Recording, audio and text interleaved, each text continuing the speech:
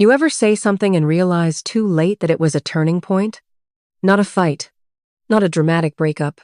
Just one line, one truth you let slip, without thinking how deep it would cut. That's what happened the night I told Daniel, "You're too soft for this world."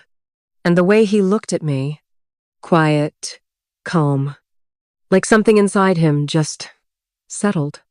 That was the last night he ever came home. I'm Emily. I'm 31, and I thought I had life all figured out. I married Daniel 5 years ago. He was the nice guy, the stable guy, the guy your mom hopes you fall for and your dad actually likes. He was gentle, patient. He wrote handwritten notes, brought me flowers on Thursdays, not just holidays. He listened when I ranted about work, even if he didn't understand half of it. But somewhere along the way, I stopped seeing his softness as a strength. I started seeing it as weakness. I work in corporate consulting. Fast-paced, cutthroat. Deadlines, pressure, clients breathing down your neck 24/7. I needed sharp edges to survive. I needed armor. And Daniel? He was still asking, "How was your day?" Like we lived in a movie. He worked in design interior stuff. Freelance jobs, soft voice, big dreams. But no real hustle. At least, that's how I saw it. And the worst part is, I told him, again and again, subtle at first, then sharper. I'd say things like, "You need to speak up more with clients. People walk all over you. Be more direct." But that night, that one night, I said the quiet part out loud. We were arguing over something small. Like always, I had just gotten off a call with a nightmare client. I was exhausted, frustrated. And Daniel, he was talking about curtains. Literally, curtains. I snapped. I turned to him and said, "God, you're too soft for this world. No wonder you never get ahead." The silence afterward was louder than any scream. He didn't yell, didn't argue. He just stared at me, like he saw me for the first time. Then he nodded on scene and walked out of the room. He didn't sleep in the bedroom that night. Didn't kiss my forehead the next morning. Didn't say goodbye. He just left for work and never came back. At first, I thought he was just making a point, punishing me with silence. So I waited.